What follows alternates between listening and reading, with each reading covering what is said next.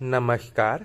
आइए आज हम अनबैलेंस ग्रोथ थ्योरी की श्रृंखला में ग्रोथ पोल मॉडल जो कि फ्रांसीसी पेरॉक्स जो कि पेरॉक्स थे, उन्होंने ग्रोथ पोल मॉडल दिया था 1955 में। ठीक है, ये फ्रेंच इकोनॉमिस्ट थे। ठीक है, ये अर्थशास्त्री थे फ्रेंच के। ठीक, रीजनल इकोनॉमिक्स कहा जाता है इनको, अर्थशास्त्री। ये जो थे, इनकी जो थ्योरी थी ग्रोथ पोल मॉडल, वो बेस्ड थी श्यूम्पेटर थ्योरी की। श्यूम्पेटर की थ्योरी के बेस थी। श्यूम्पेटर की थ्योरी कहती है इनोवेशन एंड टेक्नोलॉजी के द्वारा हम किसी रीजन में रैपिडली ग्रोथ करके इंडस्ट्री को हम डेवलप कर सकते हैं। ठीक है, एकाएक विकसित करना। ठीक है, ये प्राइवेट डेवलपमेंट कॉन्सेप्ट भी दिए थे इन्होंने, पेरॉक्स ने। ठीक है, आगे बढ़ते हैं, हम समझने की कोशिश करते हैं। अकॉर्डिंग टू द पेरॉक्स कहना चाहते हैं कि एक रीजन में उसमें सारे जगह यूनिफॉर्मली डेवलपमेंट नहीं होता है। मतलब कोई रीजन है, पूरा भारत लीजिए, तो क्या पूरे भारत में एक साथ हम इन्वेस्टमेंट होता है? नहीं होता। एक जगह एकाएक, मतलब हर जगह क्या कहते हैं कि यूनिफॉर्मली डेवलपमेंट नहीं होता है। कहीं दिल्ली में अच्छा डेवलपमेंट होगा, बिहार में उतना अच्छा नहीं होगा। तो एक रीजन में सारे जगह पे यूनिफॉर्मली डेवलपमेंट नहीं होता, बल्कि ग्रोथ पोल से स्टार्ट होता है। कोई मतलब दिल्ली समझ लीजिए, तो ग्रोथ पोल से स्टार्ट होता है, फिर उसमें इकोनॉमिक पोलराइजेशन होता है। इकोनॉमिक पोलराइजेशन कहने का अर्थ हुआ कि ध्रुवीकरण मतलब किसी दिल्ली का ले लीजिए, तो वहाँ पे कैपिटल लगेगा, पूंजी लगाया जाता है, रिसोर्सेस लगाए जाते हैं, लेबर्स मिलते हैं, तो ध्रुवीकरण होता है। वहाँ पे लोग इकट्ठा होने लगते हैं, ये पोलराइजेशन है। ठीक है, लोग आने लगते हैं, ध्रुवीकरण। फिर एक जियोग्राफिकल पोलराइजेशन हो जाता है। जब ध्रुवीकरण हो जाता है तो जियोग्राफिकल पोलराइजेशन स्टार्ट हो जाता है उसमें। फिर उसमें इकोनॉमिक पोलराइजेशन, आर्थिक तरह के वो पोलराइजेशन होता है एक। ठीक है, हाँ सॉरी, जियोग्राफिकल पोलराइजेशन होने के बाद स्प्रेड आउट इफेक्ट होता है, मतलब वो केंद्र के बाहर की तरफ। देखिए दिल्ली था, तो दिल्ली के बाहर एनसीआर की तरफ विकसित होने लगता है। ठीक है, ट्रिकल डाउन या स्प्रेड, ट्रिकल डाउन जैसे एओ हिचमैन ने कहा था, स्प्रेड इफेक्ट उन्होंने कहा था आपका गुंडा मिडाल ने, केंद्र के बाहर की तरफ। तो ये जो इनकी थ्योरी थी वो श्यूम्पेटर की थ्योरी के बेस पे थी। इसे हम अगर डायग्राम से समझना चाहें तो श्यूम्पेटर और ग्रोथ पोल पेरॉक्स किलो हम तो ये कहना चाहते थे कि rapid growth of leading industry. किसी एरिया में, मैंने कहा ना जैसे दिल्ली हुआ, किसी एरिया में रैपिड ग्रोथ करने के लिए लीडिंग इंडस्ट्री के लिए इन्होंने बात की, इनोवेशन करना तेजी से। फिर रैपिड ग्रोथ, फिर लीड्स टू इकोनॉमिक पोलराइजेशन है, वो इकोनॉमिक पोलराइजेशन होगा, वहाँ पे ध्रुवीकरण होगा, कैपिटल होगा, रिसोर्स आएंगे। ठीक है, फिर जियोग्राफिकल पोलराइजेशन होगा। ठीक, फिर उसके बाद इन्होंने कहा स्प्लिट आउट इफेक्ट, फिर वो केंद्र के बाहर की तरफ निकलने लगेगा, तो स्प्लिट आउट इफेक्ट हुआ। तो अब आगे बढ़ते हैं। इसी जो इन्होंने थ्योरी थी इनकी, तो इनकी जो ग्रोथ पोल थ्योरी थी वो पेरॉक्स द्वारा 1955 में आर्थिक विकास की प्रायः सभी क्रियाओं के निरीक्षण और अनुभव के आधार पर आधारित थी। ग्रोथ जो संकल्पना है वो क्रिस्टालर और लास्ट के सेंटर प्लेस थ्योरी से भी आधारित है। ठीक है, इसका मूल मुद्दा यह था कि विकास सभी स्थानों पर समान नहीं होता। मैंने कहा ना, सभी जगह पे स्थान नहीं होता, जबकि एकाएक क्या कहते हैं कहीं उत्पन्न आपका कहते हैं विकास किया जाता है। इसी ग्रोथ पोल मॉडल को मतलब जियोग्राफिकल या स्पेशियल मतलब कि डायमेंशन दिया बार्डविले ने, क्योंकि वो ग्रोथ पोल की जगह ग्रोथ सेंटर शब्द का इस्तेमाल किया, ग्रोथ पोल की जगह ग्रोथ सेंटर। तो इनकी जो थ्योरी थी ग्रोथ सेंटर थ्योरी 1966 में आई थी। इनकी बुक थी problem of regional economic planning. ठीक है, ये क्यों इन्होंने दिया ग्रोथ स्पेशियल डायमेंशन? कहा जाता है क्योंकि पेरॉक्स का जो ग्रोथ पोल मॉडल था वो इकोनॉमिक स्पेस पर आधारित था। इन्होंने जियोग्राफिकल डायमेंशन और इकोनॉमिक डायमेंशन दोनों को एक, यहाँ पे ध्यान दीजिएगा, चूंकि पेरॉक्स का जो ग्रोथ पोल मॉडल था मतलब सिद्धांत था अपने द्वारा मान्य आदर्श मतलब आर्थिक, क्योंकि इकोनॉमिस्ट थे पेरॉक्स जो थे, इकोनॉमिस्ट थे, फ्रांसीसी इकोनॉमिस्ट थे, अर्थशास्त्री थे, तो आर्थिक स्थान पर आधारित था। ठीक है, जहां उन्होंने भौगोलिक कहते हैं स्थिति मतलब जियोग्राफिकल मैंने बताया पर कोई विचार नहीं किया, वरन यह कहा गया कि भौगोलिक ध्रुव और आर्थिक ध्रुव मतलब आपके जियोग्राफिकल पोल और इकोनॉमिक पोल दोनों समान होते हैं, अतः भौमिक सार्थकता कम हो जाती है। इसलिए बार्डविले ने पेरॉक्स द्वारा प्रतिपादित सिद्धांत को भौगोलिक स्थान में प्रयुक्त करने के लिए किया। इसलिए कहा जाता है कि हेस्टोले ने कहा था कि वृद्धि दृढ़ सिद्धांत मतलब कि ग्रोथ पोल थ्योरी में बार्डविले के सुधार के बाद भौगोलिक दृष्टि से अधिक उपयोगी होने लगा। ठीक है, तो यही बात थी। ये जियोग्राफिकल पोलराइजेशन की बात तो करते थे, लेकिन ये इकोनॉमिक्स थे। ठीक है, ये फ्रेंच इकोनॉमिक्स थे, तो इकोनॉमिक्स होने की वजह से ये क्या कहते हैं कि इकोनॉमिक को और जियोग्राफिकल पोलराइजेशन को दोनों एक समझ लिए थे, जो कि अलग है। ठीक है, अर्थशास्त्र और भूगोल तो अलग है। इसी पे पीवाईक्यू बता था कि किसने ग्रोथ पोल कॉन्सेप्ट जो कि पेरॉक्स का था को भौगोलिक जगह पर अनुपयुक्त किया। ठीक है, भौगोलिक जगह जिस कारण से विकास दी ग्रोथ पोल को ग्रोथ सेंटर कहा जाने लगा। ये जे बार्डविले जी हैं जो कि 96 में अपनी पुस्तक planning of the region economic planning में इस संकल्पना को प्रस्तुत करते हैं। तो ग्रोथ मॉडल की पोल की जगह पे इन्होंने सेंटर का इस्तेमाल किया और जियोग्राफिकल एंड स्पेशियल डायमेंशन बार्डविले ने दिया। ठीक है, आगे बढ़ते हैं।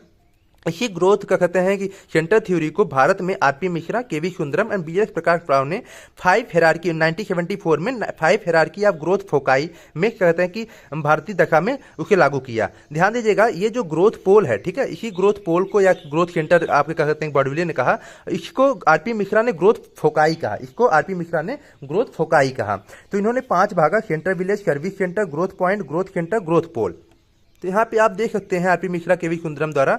तो यहाँ पे देखिए ग्रोथ पोल एक ही रहेगा, फिर उसके बाद ग्रोथ सेंटर, ग्रोथ पॉइंट, फिर उसके बाद सर्विस सेंटर, फिर सेंटर विलेज। ये सभी भाग जो ये बांटते थे तो वह क्या कहते हैं, देखिए सेंटर विलेज है तो फर्स्ट पे आते हैं। तो ये सभी क्या कहते हैं पॉपुलेशन के साइज के आधार पे थे। यहाँ पे आप देख सकते हैं कि ये जो ग्रोथ पोल सेंटर पॉइंट है ये सभी पॉपुलेशन के आधार पर बांटा था। तो आप इसे समझिए, केंद्रीय ग्राम अपने चारों तरफ लगभग 6 गाँव की 6 जनसंख्या को सेवा प्रदान करेगा। तो फिर उसके बाद सेवा केंद्र के लिए, सर्विस के लिए इन्होंने बताया सेवा केंद्र प्राथमिक स्थापना होना चाहिए।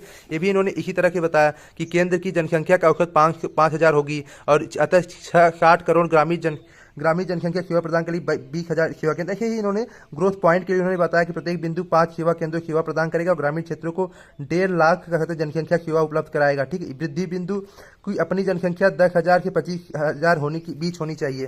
ठीक उसी प्रकार से ग्रोथ सेंटर के लिए इन्होंने कहा संपूर्ण में 500 ग्रोथ सेंटर विकसित किए जाने चाहिए। ऐसे इन्होंने अपनी बात रखी। फिर ग्रोथ पोल के बारे में कहा कि वृद्धि ध्रुव की जनसंख्या 5 लाख से 25 लाख के बीच होनी चाहिए। प्रत्येक ध्रुव लगभग 2 करोड़ ग्रामीण जनसंख्या सेवा उपलब्ध कराएंगे। देश में लगभग 23 वृद्धि ग्रुप का विकास होना चाहिए। इसमें हम मेन पॉइंट समझना चाहते हैं, ग्रोथ पोल, ग्रोथ सेंटर, ग्रोथ पॉइंट क्या होता है। तो ग्रोथ पोल एक सिंगल रहेगा, ठीक है।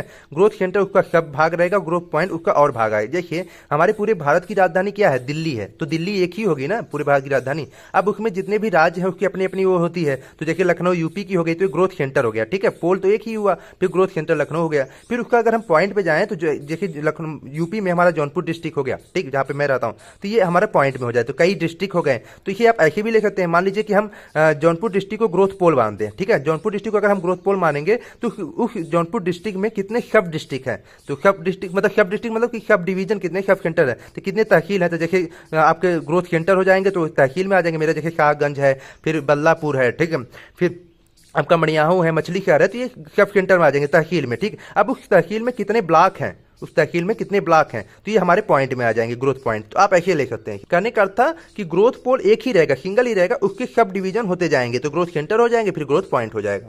तो ध्यान दीजिएगा, ये जो बुक, इनकी बुक थी, क्या कहते हैं कि मिश्रा, आरपी मिश्रा की, BL प्रकाश राव जी की और सुंदरम जी की, ठीक है। 1971 में इन्होंने बुक लिखा था, PYQ पूछा हुआ है, growth pole and growth centre for the regional economic development in India. ये किसकी बुक है, मिश्रा राव और सुंदरम, 1971 में।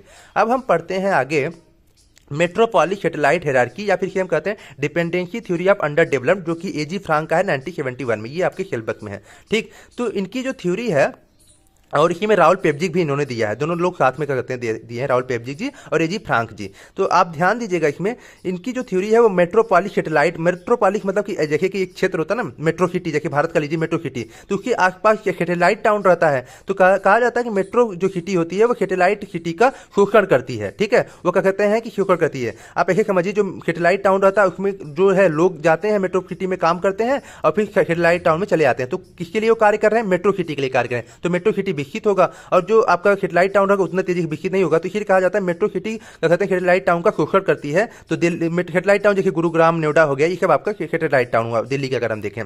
तो कहने का अर्थ ये था कि देखिए अमीर लोग गरीब का शोषण करते हैं, इसी तरह के है। तो इसी एग्जाम्पल का यूज करके इन्होंने dependency theory of under development, मतलब अल्पविकसित देशों के लिए जो डिपेंडेंसी निर्भरता रहती है उसके बारे में ये AG फ्रैंक और राहुल पेपजिक जी बताते थे। AG फ्रैंक अर्जेंटीना के इकोनॉमिस्ट थे, ठीक है। यह सिद्धांत जो है मार्क्सिस्ट थिंकिंग, मतलब पूंजीवादी शोषण पर आधारित है। जो अमीर है वो अमीर होता जा रहा है, उस पर यह आधारित है, ठीक है।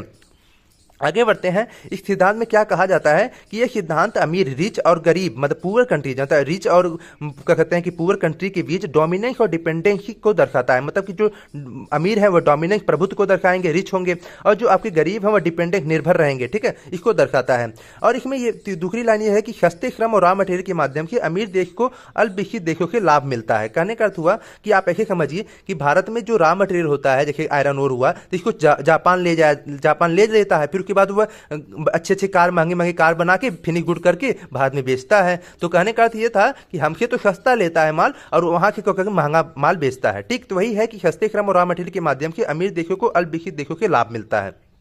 तो कहने का अर्थ ये था कि आप कहते हैं कि गरीबों का शोषण होता है और अमीर अमीर होते जाते हैं।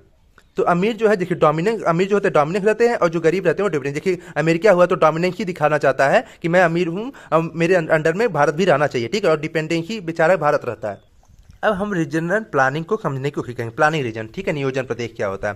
तो नियोजन कहने का अर्थ हुआ कि नियोजन प्रदेश जो प्रदेश के अंदर कोई एक रीजन ले लीजिए, उसके अंदर या बाहर मतलब कि उपलब्ध संसाधनों के आधार पर आर्थिक एवं सामाजिक उत्थान करने में पूर्णतः सक्षम हो। कहने का अर्थ ये था कि जो एक रीजन है, उस रीजन में based on the available resource, उसमें जो क्या कहते हैं अवेलेबल रिसोर्सेज हैं, उसके आधार पर हम इकोनॉमिक एंड सोशल अपलिपमेंट करें। वहाँ पे जितने भी मतलब कि अवेलेबल रिसोर्सेज हैं उसको हम अच्छे से यूटिलाइज करके उसका उत्थान करें, उसको आगे बढ़ाएं, अपलिपमेंट करें, ठीक है, इकोनॉमिकली और सोशली, ठीक, पूर्णतः अपलिपमेंट करें। तो प्लानिंग करके आप उसे अपलिपमेंट करना, वही है प्लानिंग रीजन, ठीक है।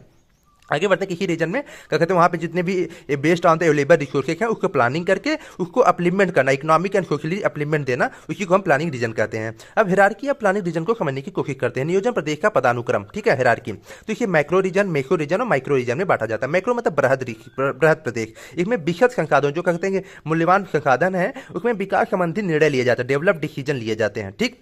एग्जाम्पल के लिए जैसे रिवर वैली डेवलपमेंट प्रोग्राम, नदी घाटी विकास कार्यक्रम, नदी घाटी का विकास कार्यक्रम लंबे क्षेत्र में रहेगा, ठीक है, तो 2-3 रीजन को भी ले सकता है, 2-3 मतलब स्टेट को भी ले सकता है।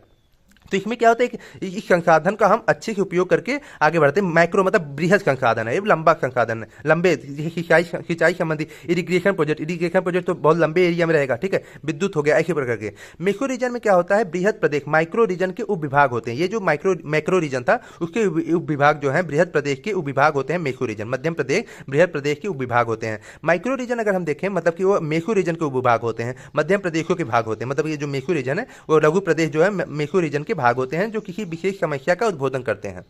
चूंकि ये प्रदेश नीचे के स्तर से जुड़े होते हैं अतः क्षेत्र के विकास नियोजन हेतु ये सर्वाधिक उपयुक्त इकाई होते हैं। कहने का अर्थ था कि देखने का था भारत में जो ग्रामीण एरिया है अगर वहाँ की स्टार्ट करें तो तेजी से बहुत ही इंपॉर्टेंट माना जाता है। तो क्षेत्र के विकास के लिए ग्रामीण को हम पहुँचेंगे तो वहाँ तक पहुँचेगा, ऊपर तक जाएगा, मैक्रो तक जाएगा। वैसे तो प्लानिंग रीजन में बहुत सारे लोगों ने अपनी शुरुआत किए थे, लेकिन कुछ इंपॉर्टेंट है उसको हम ले लेते हैं। देखिए इकोनॉमिक प्लानिंग रीजन प्रपोज किए थे डॉक्टर पीशन गुप्ता और गैलिना सदायुग, ठीक है। इन्होंने 7 मैक्रो 42 मेसो रीजन में इंडिया को विभाजित किया था 1967 में। इनका जो बेस था गैलिना सदायुग, भारत को आर्थिक नियोजन प्रदेश में विभाजित किया। इन दोनों विद्वानों के अनुसार आर्थिक नियोजन प्रदेश के सीमांकन का आधार है। प्रत्येक प्राकृतिक प्रदेश में संसाधनों की उपलब्धता एवं उपयोग की मात्रा का विश्लेषण होना चाहिए, ये इनकी बात थी। यही फोकस किए थे जो हमारे रिसोर्सेज हैं उसकी अवेलेबिलिटी देखनी होगी और उसका यूजेज कैसे किया जाए, उसकी मात्रा का विश्लेषण होना चाहिए, ये बातें एक रखते हैं टाटा पीशन गुप्ता, गैलिना सदायुग। ये इन्होंने बांटा हुआ है, ठीक है, इस रीजन में 7 रीजन में इन्होंने भारत को बांटा हुआ है। तो 7 मैक्रो रीजन में 42 मैक्रो रीजन में इन्होंने बांटा।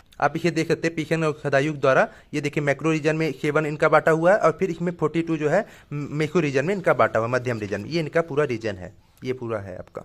इसी प्रकार से आगे प्लानिंग रीजन आप प्रोफेसर मतलब आरपी मिश्रा, फिर केवी सुंदरम, बिलेश प्रकाश राव जी ने भारत को 13 मैक्रो 13 मैक्रो 36 मैक्रो रीजन में विभाजित किया है, ठीक। इसे भी आप समझ लीजिए। तो इनका जो विभाजन था 13 मैक्रो 36 मैक्रो रीजन में, इनके विभाजन का आधार जो था वो आर्थिक विकास स्तर था, मतलब इकोनॉमिक डेवलपमेंट लेवल था। फिर उसके बाद संसाधनों का वितरण कैसा है, मतलब रिसोर्सेज का डिस्ट्रीब्यूशन कैसा है और उसका उपयोग आदि इन्होंने अपना आधार माना। तो इनका रीजन ये है आपका 13, ठीक है। ये देखिए ये इनकी है थ्योरी और ये इनका पूरा रीजन है। ये भारत है, इसका रीजन है जिसमें south peninsula, central western, central Deccan, 5वां eastern peninsula, Gujarat, western Rajasthan, Aravalli प्रदेश, जम्मू कश्मीर, लद्दाख, सिंधु गंगा पार मैदान, गंगा यमुना मैदान, निचली गंगा मैदान, उत्तर पूर्वी आपका एरिया हो गया। फिर इसको इन्होंने क्या कहते हैं सब डिवीजन में बांटा था। सब डिवीजन 36 का कहते हैं, ये सब डिवीजन है और ये आपका मतलब कि समझिए 36 और 13 जो है इनका वो हो गया 13। देखिए ये 11 12 13 13 इनका पूरा रीजन हो गया। इसी प्रकार से भारत में 1988 में एर्थ प्लानिंग कमीशन द्वारा मतलब योजना आयोग द्वारा, जो कि पंचवर्षीय योजनाएं जो नहीं चलती थी, इंडिया को क्या कहते हैं कि 15 एग्रो क्लाइमेटिक जोन 15 जो है agro climatic 15 agro climatic zone में बांटा था, विभाजित किया था। और इनका जो बांटने का आधार था वो climate, soil characteristic, rainfall and water ability, मतलब कि जलवायु, मृदा का प्रकार कैसा, वर्षा कैसी हो रही और वाटर एबिलिटी कितनी है, इसके आधार पर इन्होंने बांटा था। ये जो बांटे हैं इसका मैंने वीडियो बनाया है पिछले, मैं इसे डाल दूंगा, रीजनल प्लानिंग डेवलपमेंट में मिल जाएगा आपको।